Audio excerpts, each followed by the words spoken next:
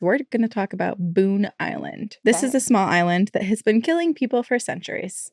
The men stood above their now dead friend, cold, beaten by the elements, and their stomachs grumbled, and their minds swirled to unthinkable thoughts. And soon a decision made out of survival overcame them all. Cue cannibalism?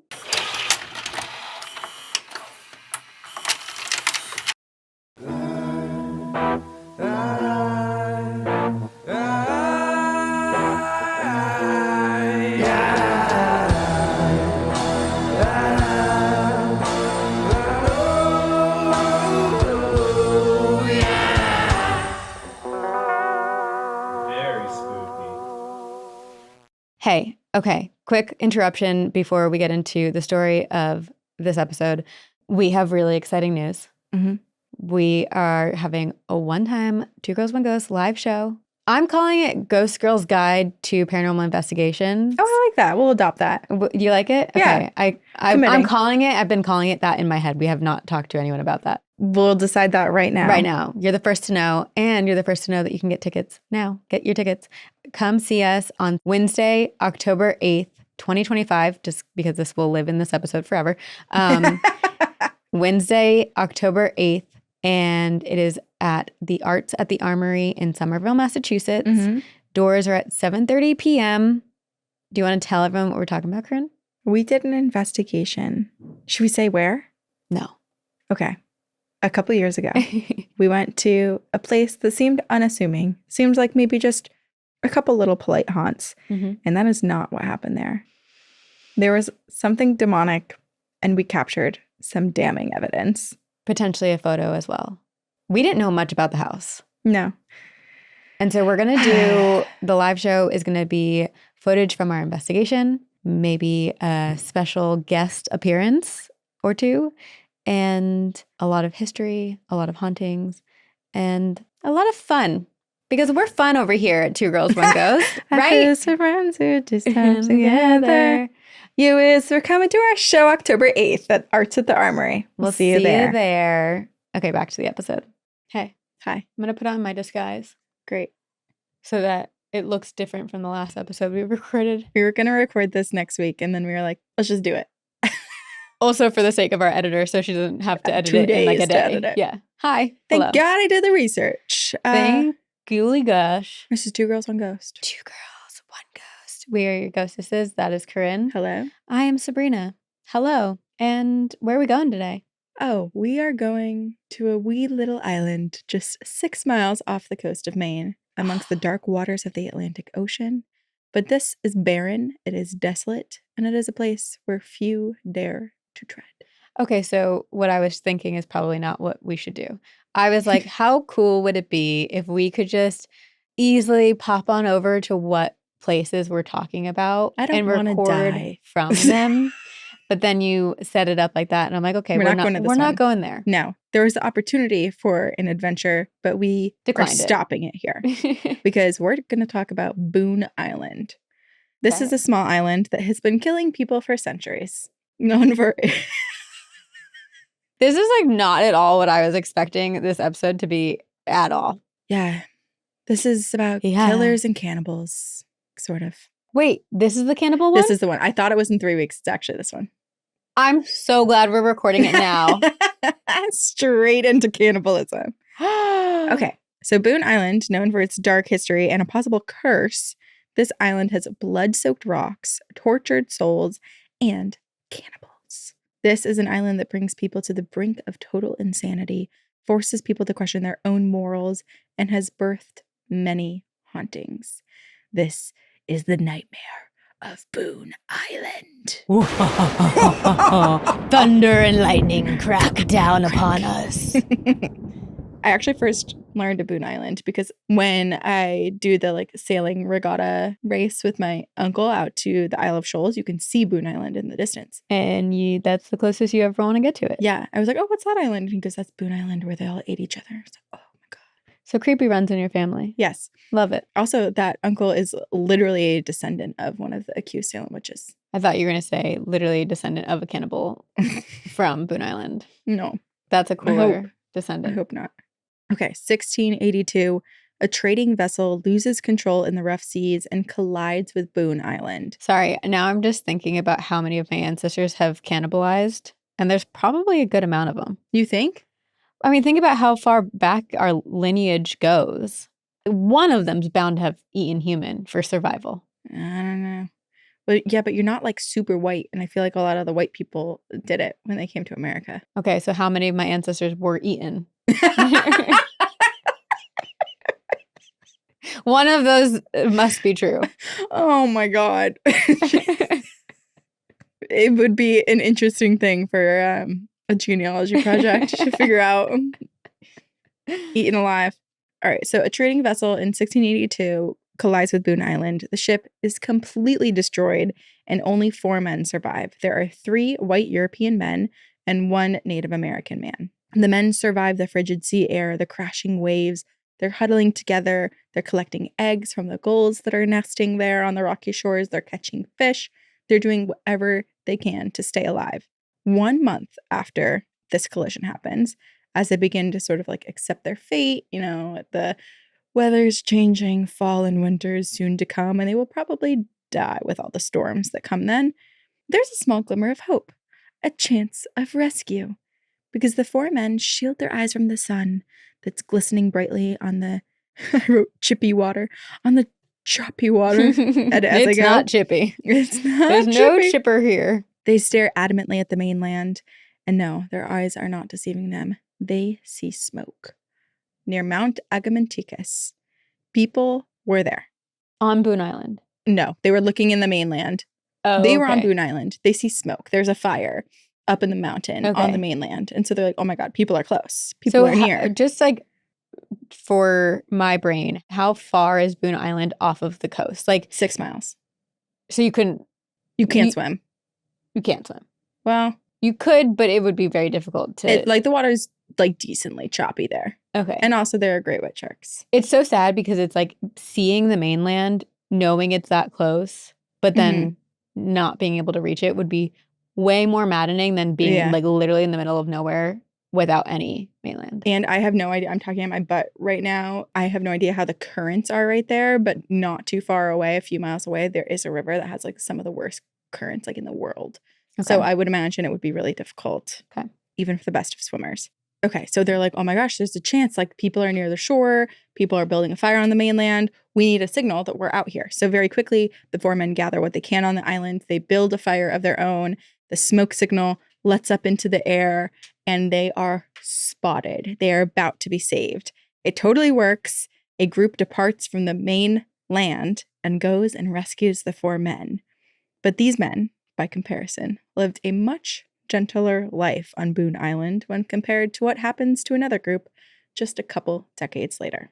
Famous poet Celia Thaxter once described Boon Island as, quote, the forlornest place that can be imagined. Oh, pleasant. Chippy. Chippy. Chippy. Perhaps if she added words like depraved and perilous, the description might be a little closer to what these people experienced. December 11th, 1710. Winter. Aboard a merchant vessel named the Nottingham Galley, Captain John Deane guided his crew to New England from England. They were carrying a large cargo of butter and cheese. Yum. Ooh. You'd think they would have had I want a nice sandwich. A lot to eat. Yeah, that sounds so good. The sky and the sea were blending together. It was like a dreary December day, and the air is starting to get sharper. It's starting to get colder, and soon rain slashed down on the boat like needles falling from the sky. The wind screamed. The waves rose like mountains around the doomed vessel, for the Nottingham Galley had found itself in the middle of a nor'easter. And if you've ever been a part of a nor'easter, get inside or you're fucked. The wooden timbers of the ship were not enough to fight against Mother Nature. This is like a very intense winter storm, and they're out in the middle of the ocean. Despite the captain and crew's attempt to maintain control of their ship, it is now the dead of night, and the ship struck Boon Island's jagged rocks. It splintered the hull. It threw the crew violently into the freezing ocean, but miraculously, all 14 members of the crew survived this crash. It's also wild there's only 14 crew members going from England to New England. I know. That's a small... Kind of a small ship, too. It has to be if there's only 14 of them. So they're scrambling desperately onto this tiny, desolate island in the middle of a storm. They can probably barely It's also see. in the They're middle of the freezing night. cold. Like, were half of them sleeping? Like, you're probably startled awake. Oh my and God, then yeah. have to survive. Right. I'm like truly shocked that they were all able to even scramble on shore. Like just imagine how rough the seas are too. Right. Like that in itself, Terrifying. it's a miracle. But Boon Island offered these men no comfort, especially in the middle of winter, especially in the middle of a nor'easter. Just 700 feet long and 300 feet wide, this island is little more than just a barren rock. Yeah, I was going to ask, are there any trees or any like type of foliage for shelter, or is it just rock? Yeah, this is just a rock. Okay. It's not like you can build a fortress or like No. tie some leaves together to block the rain. Like, you're just in. This is a rock, and this is not like a high elevation rock. This is probably like ocean waves are probably slapping you even if you're standing in the middle when there's a storm. Great. Chippy. Chippy.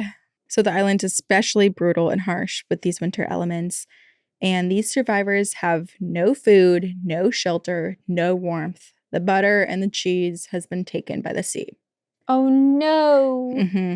And for these guys, it's the middle of winter. So there's no sea birds laying eggs. There's no easy fishing around the island. They don't have the luxuries, quote unquote, that the people a couple of decades before had when they were shipwrecked. Cue cannibalism? Yep. So their first night there is torture. They huddled together. Their bodies are trembling uncontrollably against the biting cold. And days passed. Hope dwindled. The men constructed a makeshift shelter using some wreckage and debris from their boat to try to keep themselves alive. But they're also already soaking wet, and it's December. Winter. In Maine. Like, even with a roof over your head in the 1700s, you're freaking cold. Yeah. And you're on an island in the ocean. It is so much colder there. I'm shocked that they survived more than one day. Jeez. To keep themselves alive, they consumed seaweed, they gnawed on their leather shoes, and they sucked frozen moisture from rocks. Hunger clawed at their insides, and sanity began to fray. Tempers flared, arguments broke out, trust eroded into suspicion and paranoia, which we'll talk about some of the rumors in a minute. And the breaking point came when one of their own, the ship's carpenter, succumbed to starvation. The men stood above their now dead friend, cold, beaten by the elements, desperate, now a little bit mad, and their stomachs grumbled, and their minds swirled to unthinkable thoughts. And soon a decision made out of survival overcame them all. Together, they would dine on their first meaningful meal that became accessible to them. Their friend. You watched Yellow Jackets season 2 yet? No, not yet. Okay. It is now I know they ate one of them. Well, it's implied in the very big in season 1, like episode 1. It's implied that there's some cannibalism, but the episode where it happens is pretty much like that. Wow. Now I'm starting to think of like, what would I do in this situation? I don't know. I think it depends on the situation. If we are who we are now and we end up on an island, Noah's here at home, and like you are going to get back to him, you wouldn't think twice. You would have guilt later, but I think you'd be acting in survival. Yeah. I think you'd have hesitation if it were me. Yeah. Yeah. I hope you'd have hesitation. Before we got to cannibalism, I think I would already be attempting to swim to shore. Yeah, same. I think I would drown in an attempt to escape. Well, and then also it's winter. It's that cold. I don't like. Actually, you can't. I wouldn't even do that because I would know I wouldn't. I have heard hypothermia is a not so terrible way to go because your body like thinks you're actually like hot, and then like you kind of giggle. I don't know. Oh my God. This is a horrible way to die. As I just said it, I heard it's not terrible. It's all terrible. Yeah. And it was terrible for this group. For their carpenter just died and they're all around him and they all decide to eat him to try to survive.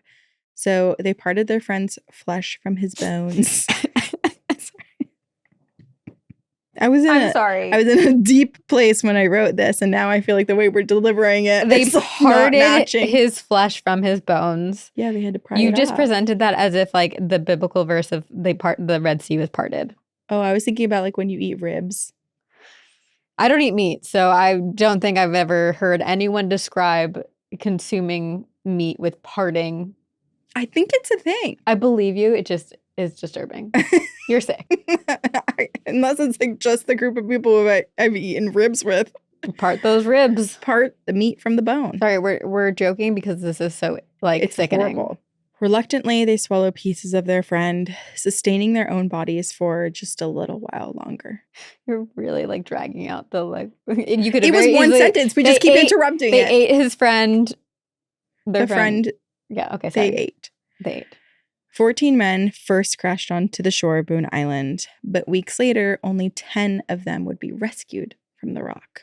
That's pretty impressive, though. It is. 2 had died from injuries, one of them being the carpenter. 2 drowned in an attempt to reach shore in a makeshift raft. 24 days after the shipwreck, a passing ship spotted smoke from Boon Island, finally rescuing the emaciated, haunted men.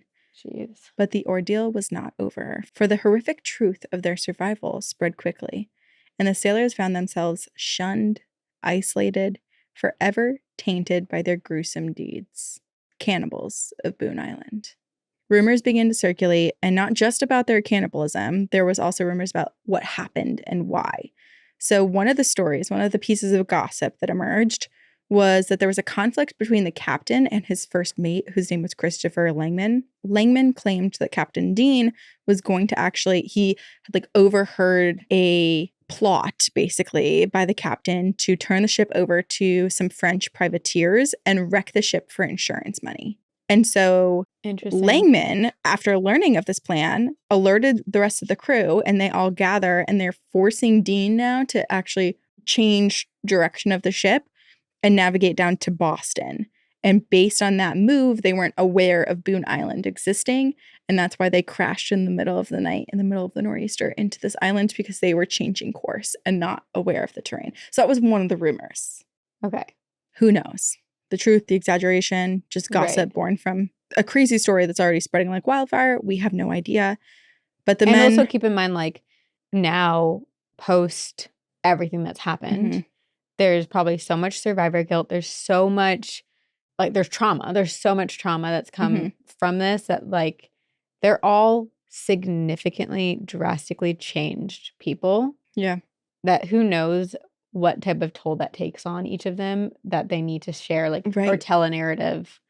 Who knows? Even what they hallucinated, too, right? Maybe they truly believe some of this stuff happened. There's a lot of evidence about going mad anyway when consuming human meat. Yeah. So even though it might sustain your body, your mind is severely damaged. Well, then also I imagine 14 men on an island trying to survive, the amount of arguments had, because people had different ideas or wanted to try different things, and just how do you, it's one thing to be on a ship and you have your rankings. It's another to be in life or death. What do you do? How do people act? Right. So these men suffered greatly on Boon Island, and also suffered greatly just with the weight of their own actions and their attempts to survive. And Boon Island, too, bore the weight of their tragedy, for its shores were forever marked by that desperate winter. Years passed, but Boon Island could not escape its bloody legacy. In 1811, a stone lighthouse was built 32 feet above the water, and then 20 years later, it was redone to stand 49 feet, but it was still not enough to withstand the harsh conditions. It kept getting damaged. And so then another 20 years later, the lighthouse was rebuilt once more, and the 3 men who built the tower supposedly succumbed to the island's curse and drowned on their voyage back to the mainland. Jeez. But now the lighthouse was complete, and hopefully the deaths would stop, right? So the Boon Island Lighthouse is 133 feet of massive granite blocks built to withstand the storms. It is the tallest lighthouse in New England. It takes up basically the whole island. And every lighthouse needs a keeper. And honorable mention to the site New England Lighthouse Stories, because this site had most of the information regarding this lighthouse keeper that we're about to talk about. In the mid-1800s, Lucas Bright, who was recently appointed as the first assistant keeper, arrived to Boon Island with his young bride, Catherine. Oh, he brought his wife? Mm-hmm. That's good and bad? It is. So while the job would be really hard, it would be really treacherous, the conditions weren't exactly great, they were like, maybe we can make it romantic, right? The two of us out on the island. Candlelight dinners. Right. nothing to Just do. the two of us. Just the two of us. But reality quickly unraveled into a very harsh existence marked by loneliness and relentless storms. Only 4 months into their stay, a ferocious December nor'easter, not unlike the one that resulted in the crash and cannibalism, battered the tiny island of Boon Island. Gale force winds, monstrous waves, the entire island is pummeled with wave after wave. But Lucas, the lighthouse keeper, he has a job to do, right? He had not been feeling well leading up to this storm, but he was like, I have to put this sickness, like I might not be feeling well, but that doesn't matter. I have a job. I'm the only one who can do it. I have to keep my responsibilities as a lighthouse keeper to go keep the flame alight at the top and, save the ships at sea. So knowing that this lighthouse was a lifeline to the mariners trapped at sea during this storm, Lucas tied a sturdy rope secured around his waist to keep him safe while he went out of the lighthouse keeper's house and to the actual structure of the lighthouse. He assured his wife, Catherine, that he would be all right. And then he stepped out into the howling darkness. Because if you look at the photos, it's not that far from the actual lighthouse, like the lighthouse keeper's house. It's like next door. Yeah. But it's still a distance where in like that storm, right, it would be scary. Right. Like think about like if you have a long driveway and you have to get to something at the end of your driveway, but you're in a hurricane. Exactly. On an island. On an island. So Catherine watches out the window the whole time. She's waiting for her husband to get to the safety of the lighthouse. The rope is tied inside and she's watching. The wind bites mercilessly at his face. The icy spray is soaking through his clothes, but he's so close to the tower and Catherine's watching. And just as Lucas struggles to unsecure the bolt on the lighthouse door, a rogue wave surges violently over the rocks, wrenching him from his feet. It just plucked him out of the air and plunges him into the freezing abyss. But he has the rope tied to him, right? So his body's not gone, but he has just been killed. Oh my God. So Catherine watches in helpless horror from her window as her beloved husband vanishes beneath the crashing surf.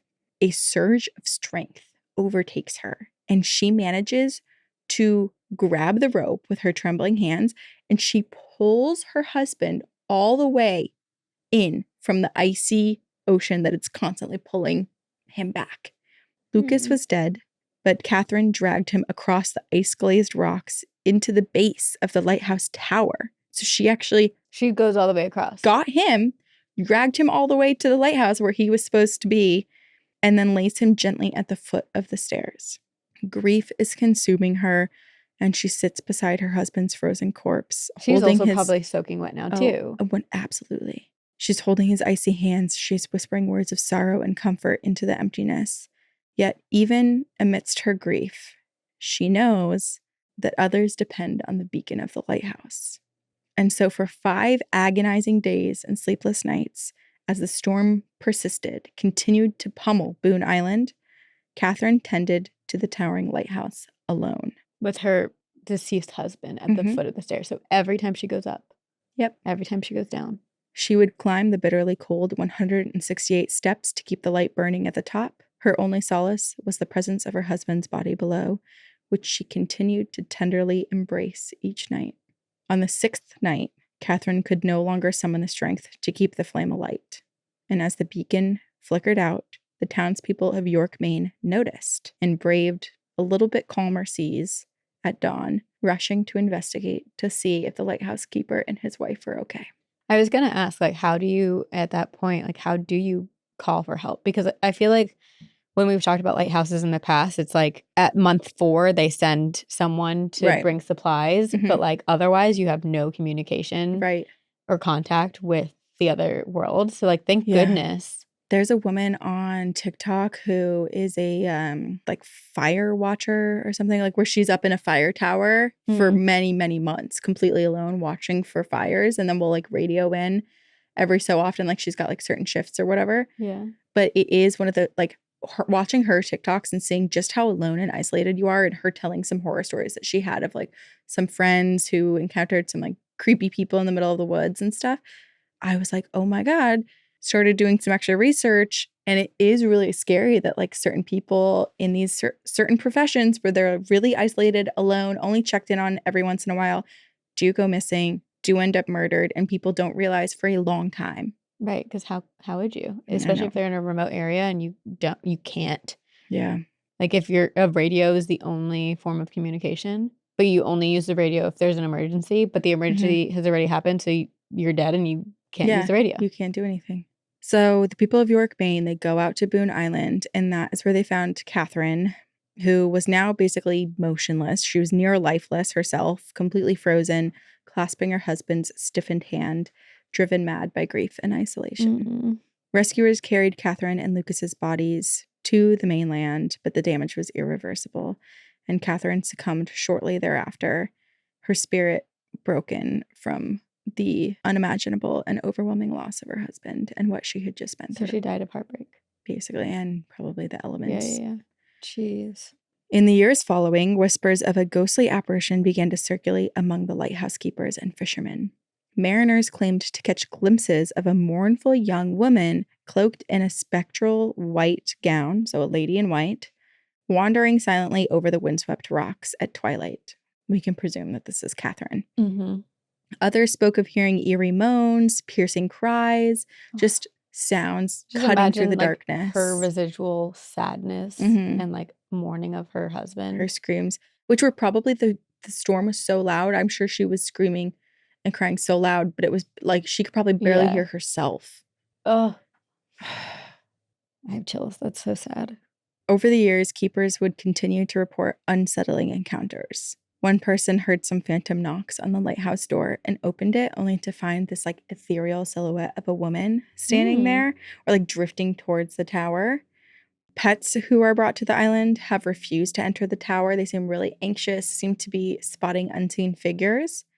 And then the Coast Guard keeper, Bob Roberts, who worked there in the 70s, he was interviewed about like some of his experiences. And they said that Roberts and a fellow crewman, Bob Edwards, were off fishing around the island, and they drifted a little too far from the island to make it back in time to turn the light on before dark. So there was not another person on this island. It's not like you can easily get to this island, and there's no reason to go to this island. And you had to manually put it on. Yeah. But somehow this light was glowing brightly by the time the keepers returned. Catherine! On other occasions, Bob Roberts and others heard the door mysteriously opening and closing, and when they would go to turn the fog signal on, they would feel as if someone was watching them. Damn. Dave Wells, who was also a former Coast Guard keeper, once described how the station's Labrador Retriever chased something from one end of the island to the other and back.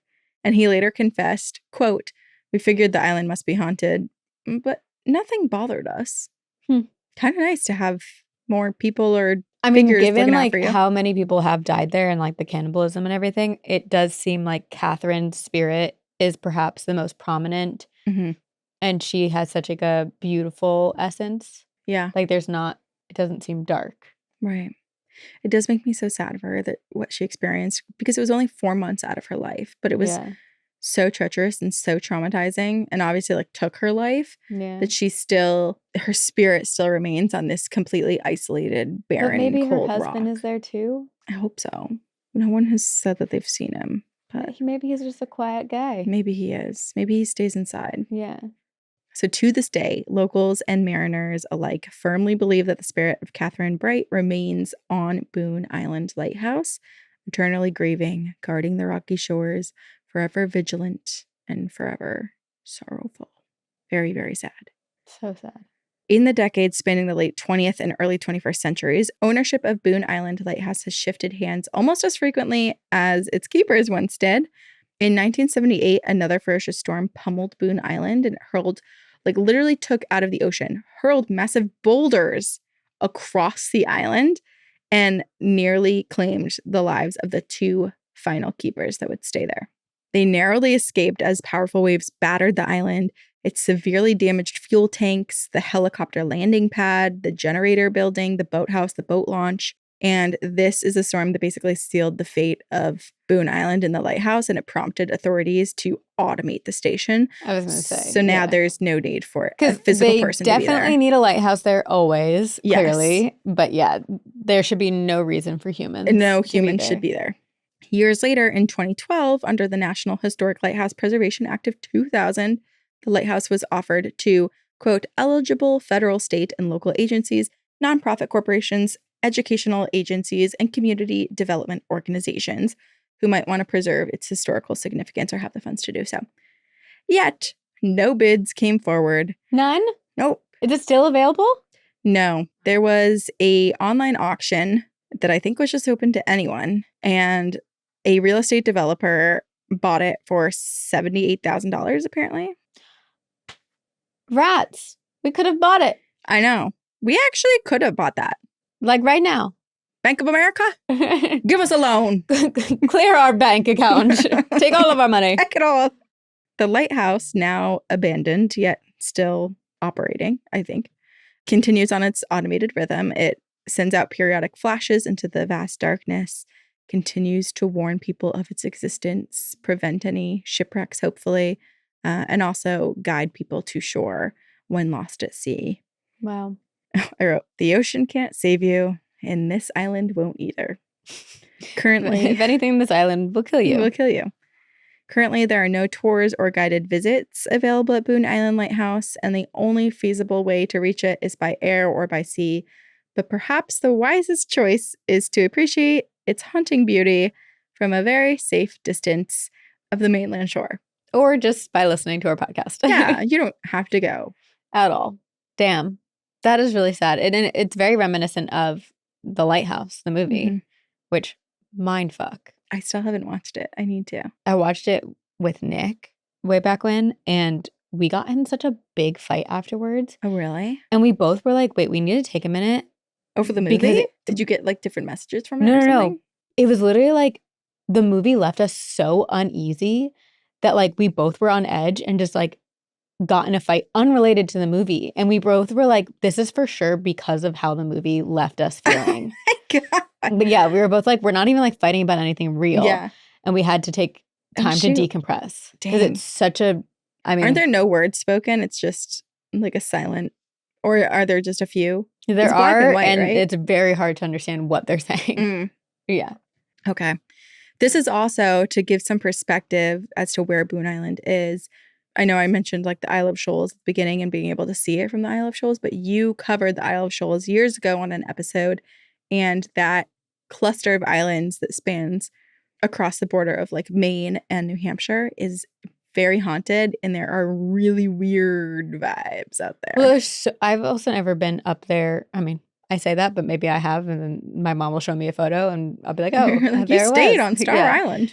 But like, there's so many. It's like so many islands that they're very tiny though. No duh. There's been so many shipwrecks though, because if you're coming you can that area, especially like back when colonizers were coming to the Americas, you don't know what you're gonna see, and you just crash. And the elevation of those islands, like they're not raised very high out of the ground. So like if you're in a very wavy situation where it's like really rough seas or a storm or something, I think a lot of the waves are going to be basically taller than many of those islands. So yeah, it's kind of too late once you spot them. Yikes. Anyway, that is Boon Island. That was the Cannibals. Very sad, but also very interesting. And the haunting is positive. It's like the only positive thing out of the whole story is that there's someone guarding the lighthouse and trying to keep people safe at sea. I do wonder what Catherine is up to now, and I hope she's not alone, because it did seem like she enjoyed the company of other lighthouse keepers and their pets. Yeah. So I do hope her husband is there with her, or that they've both moved on. I hope that she can also pop over to Star Island, because there's also a lady in white over there. And there's just more spirits, and I feel Lady in White gathering. Right, like they can all hang out together. There's an art building on, I think, Star Island. Wow. Or Appledore, one of those. So I had this idea, which I did not follow through with at all, but I really, because the summer was busy, and I ended up going to LA for 2 weeks, but I really, really want to do like a New England lighthouse tour and like stop at all the different, because there's so many lighthouses. And we stopped at Nubble Lighthouse on our way between, which is in Algonquin. Which is a perfect segue into my story. Here we go. Actually, do you know which state has the most lighthouses? Well, now it feels like it should be Maine because there's like a million clusters of tiny little islands. But it's not. Is it Washington? It's Wisconsin. Oh. Because it has like all the lakes. Giant lake. Yeah. Isn't that wild? That is wild. But also those lakes are really dangerous. Yeah. It's basically an ocean. But I remember looking it up and being like, not what I expect. Oh, wait, it's not. Wait, hold on. It's Michigan. Okay. Same difference. Right there. 124 lighthouses. Wow. Yeah. I'm actually shocked it's not Maine. I think it's because Michigan is kind of like a peninsula. There's so much land. It's like you have to know that you're going to potentially hit something. It's such a glove. Yeah. Anyway. It's an oven mitt. It is an oven mitt. Okay. Since your story was so, I didn't know that it was going to be so cannibalistic and scary and sad. I actually have a very uplifting, amazing story. Okay. This is from our listener, Madison. And it is, I'm not going to tell you what it's called. Hello. First, I want to say I love your podcast and I've been listening for almost 2 years now. And this was sent back in 2020. You guys are awesome and make my work commute so much better. Side note, I'm from Massachusetts. What up, Corinne? And my boyfriend. And now Sabrina. And my boyfriend is from Jersey. Oh. What up, Sabrina? So you guys helped me through all of these long drives.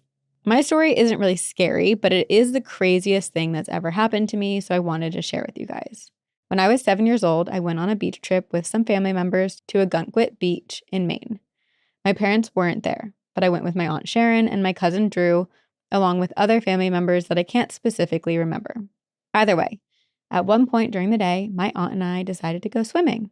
So I'm just going to give some context and landscape of the beach. There's a river that runs almost parallel to the ocean. The land in between the ocean and the river is relatively small, which allows for 2 beach areas, one by the ocean, one by the river.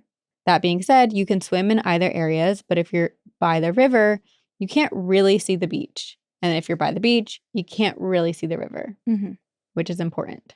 My aunt and I decided to swim on the river side. However, the rest of my family was sitting on the ocean side of the beach, so they couldn't see us swimming.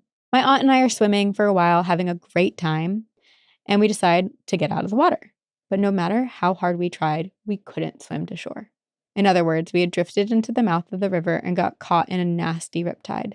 Now, I want to note that despite being 7, I was a strong swimmer for my age, and I could handle swimming for long periods of time. My aunt was also a strong swimmer, but we realized we were seriously stuck and we needed help. My aunt looked at me calmly and explained, "We need to start yelling for help." So we start doing that.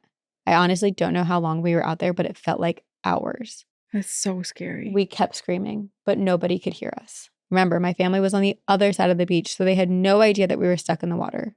Eventually, the riptide starts pulling us under. Thankfully, my aunt was so good at keeping me calm that I wasn't scared. I was just tired. This part starts to get a little foggy, but I do remember I was swallowing a ton of water, to the point where my aunt had to hoist me up and out of the water and over her head, essentially drowning herself in order to keep me above the water. Oh my God. And this is where it gets crazy. And it gets also very vivid. I swear on my life and everything in it that this happened. Out of nowhere, we hear someone yell to us on shore. I remember looking on the beach and seeing a young woman and a little girl standing on the edge of the water. My vision started getting tunneled, where everything around these 2 people started getting blurred. All I could see, hear, and focus on were these 2 people, a young woman and a little girl.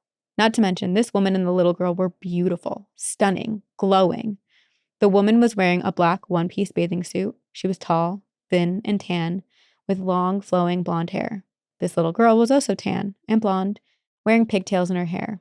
It sounds crazy, but they literally had a glow to them, almost like they were above human beings. Their looks are interesting to note because my aunt was also blonde, tall, thin, and tan, extremely beautiful, especially when she was young and in her 20s. I was also tan and blonde, wearing my hair in pigtails at the time. Oh my God. It was like these 2 people were angelic versions of my aunt and I. Which makes me so... I know, obviously, like they survive.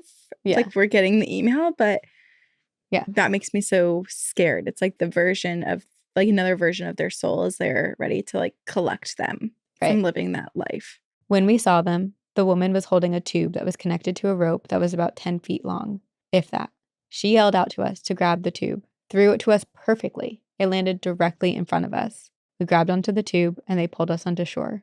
My aunt and I obviously had to gather our bearings for a second since we literally almost drowned. But as we turned to thank the woman and the girl for saving us, they were gone. Literally nowhere to be found. Chills. We were absolutely Which is so, like, stunned. you wouldn't do that. If you saved someone, you'd be like, are you okay? Are you okay? Right. Who can I bring to you Right. to? Like, you don't just disappear. No.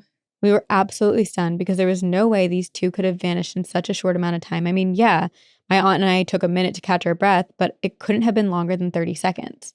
There was also no way this woman and child, who were only in their bathing suits, went back to their spot on the beach, packed up their stuff, walked to the parking lot, and left within a matter of 30 seconds. My aunt insisted that we try to find them and thank them, so we walked up and down the beach looking for them. We asked multiple people if they saw them, but no one knew who we were talking about, and we never found them. Thinking back on this, there are so many details that logically don't make sense. First of all, we were yelling for help for so long. Nobody heard us. How were we able to so clearly hear and spot these two people? And how did they spot us? Also, if the rope that was connected to the tube was only 10 feet long, how was it able to reach us so perfectly and easily? It also makes no sense to me now that no one on the beach knew, recognized, or saw this woman or girl, especially because they were so strikingly beautiful. That being said, I believe that this woman and little girl were angels who saved my aunt and I that day. I don't know if they were maybe our guardian angels, but it is really interesting that it resembled me and my aunt, except for they were way more beautiful because they were like angels. Mm-hmm. And the circumstances around how they saved us was pretty unrealistic. Like, who throws a tube perfectly to land in front of people at the beach where there's winds and waves? Either way, I'm obviously so grateful for this experience because who knows what would have happened had they not saved us. Thank you for being so spooky. Keep up the good work, Madison. Oh my God. Also, was the tube there when they were saved? Yeah, that's what I was just curious about. But maybe because she said that the rope is only 10 feet long, so they probably saw it, which is also weird. Like, it perfectly extends and then the people on shore have like a fingertip worth of rope to grab and pull. And also, the woman and the child pulled them in. Like, right. They just left their tube behind and they just happened to have a rope and a tube. Like, 100% this is them in like another life or in the version of this reality where they did die. Mm-hmm. And they came to save them. Chills. What color bathing suit was your aunt wearing? Was she wearing a black bathing suit? I'm curious.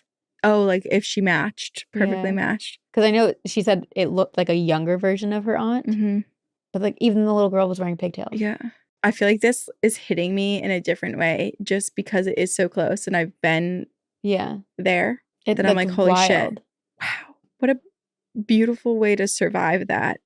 And also, like, I imagine them getting to shore, catching their breath. Like, wouldn't people around there be like, oh my God, are you okay? Yeah. Because if you see two people like coughing and like catching their breath, like they're probably not standing. They're like, right. She said she was like gulping a lot of. Yeah.